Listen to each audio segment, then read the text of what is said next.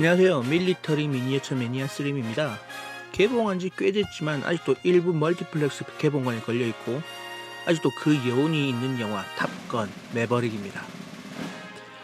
이 영상의 내용은 탑건 매버릭의 내용과 결말을 미리 암시할 수 있는 내용이므로 스포일러를 원하지 않으시는 분은 영상을 스킵하시기를 권해드립니다. 전반적인 스토리는 영웅적이면서 천재적인 조종사들이 불가능한 미션을 완수하고 이후에 미군보다 더 뛰어난 적을 물리치고 생還한다는 이야기인데요. 여기서 사용되는 전투기는 FA-18 슈퍼 호넷입니다. 현재 미 해군, 미 해병대의 주력 전투 공격기이며 미 해군의 작전에는 빠지지 않는 우수한 기체죠. 하지만 영화에서 이런 FA-18로 맞서야 하는 전투기는 비슷한 급의 러시아나 가상 적국의 전투기가 아니라 아직 실전 배치가 정말 제한적으로 되어 아직도 개발 중에 있는 최신이라고 하기에는 아직도 미완성인 수호이 57 전투기입니다. 이런 류의 뛰어난 전투기는 미국은 보유하지 못하고 있는 것이 아닙니다. 현재 스포트라이트를 받고 있는 미국의 전투기는 F-35C 전투기지만 그 훨씬 전인 1990년대부터 미국은 F-22를 운용해왔죠.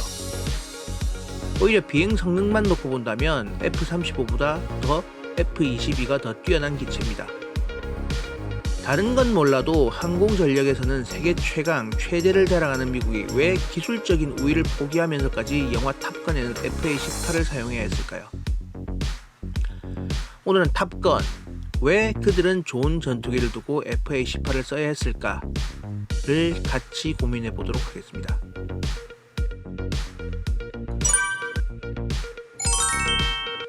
첫 번째 전제, F-35는 고고도 원거리 폭격만 가능하다. FA-18을 써야 하는 이유는 고고도 원거리 폭격이 불가능하므로 저고도 정밀 비행을 해야 한다는 전제에서 시작합니다. 그렇다면 F-35는 FA-18보다 정밀한 비행이 어려운 기체일까요? 일견 설득력은 있습니다. 최신 전투기라고 선회력이나 저고도 지형 추적 능력이 뛰어나다는 것은 아닙니다. 특히 항전 장비의 지원이 제한적인 상황에서 조종사의 수동 조작에 의존하는 경우 개발된 역순으로 F-14, FA-18, F-35순의 민첩성을 가지는 것으로 알려져 있습니다.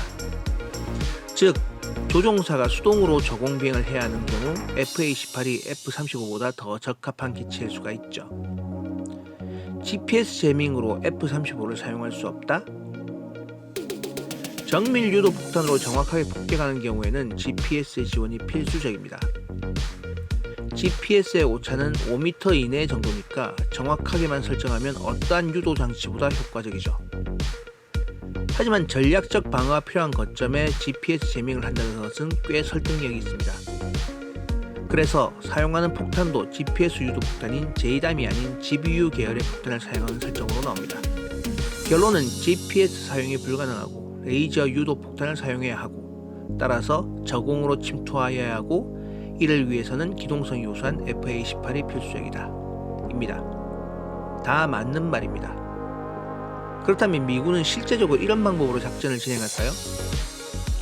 솔직히 논리적인 설명은 가능하지만 미군은 이런 식으로 작전하지 않을 것으로 보입니다.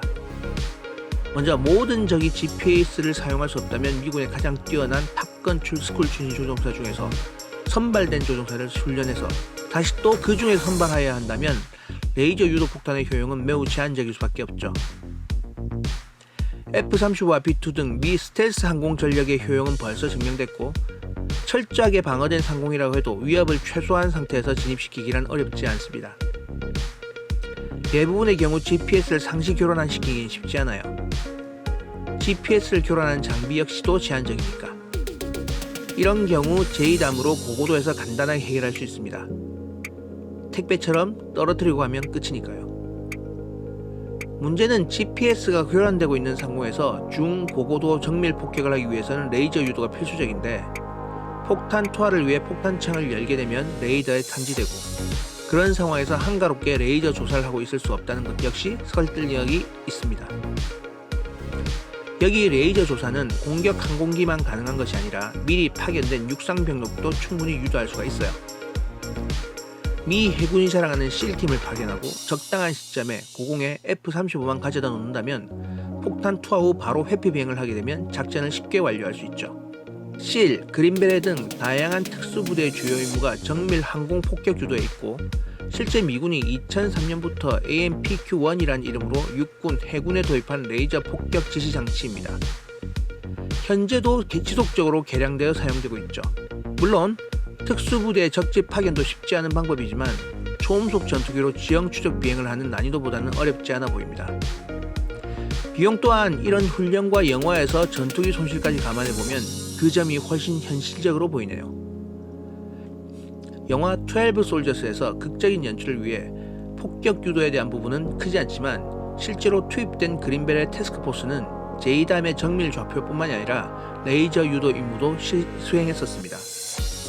F-35를 대량 투입해서 정밀 폭격을 하거나 침투 병력을 통한 레이저 유도 후 공군의 B-2 등을 이용해서 대형 폭탄을 탑재한 벙커버스터를 사용한 것이 훨씬 효과적으로 보이죠. 그 정도면 두 번 미러클의 필요는 없을 테니까요. 목표물의 주변은 GPS 교란을 통해 방어되어 있는데 접근한 FA-18의 항법 장치는 아무런 교란을 받지 않는 것도 재미있는 부분입니다. 그렇다면 설득력은 있지만 왜 이런 무리수를 두면서 시나리오를 구성한 걸까요?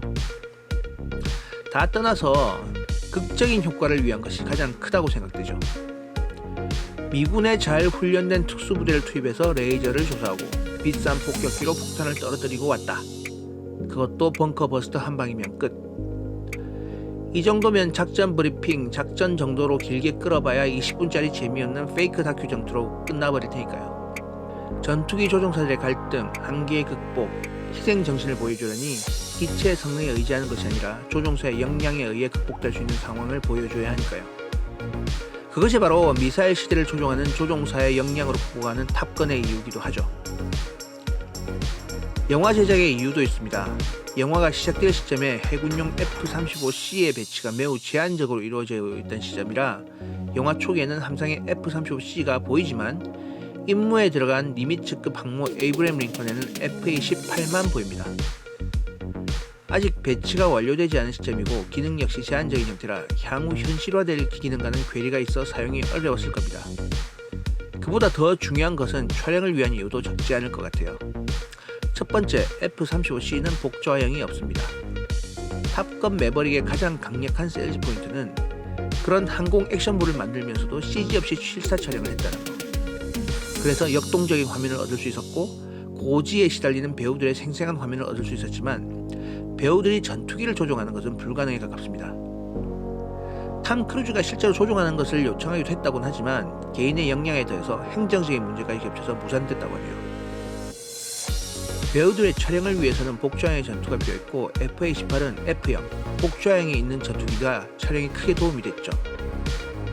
실감나는 아날로그 장면의 촬영, 조종사의 초인적인 능력, 협업, 희생의 그림을 잘 그려내기 위한 밑바탕으로서는 미군의 첨단 무기보다는 한 세대 아래의 전투기가 더 효과적이었을 테니까요. 그래서 탑건 매버릭은 영화 안의 모든 설정과 극을 위해서 FA-18EF의 적어도 지형 침투 비행을 통한 레이저 유도를 그 해법으로 제시한 겁니다.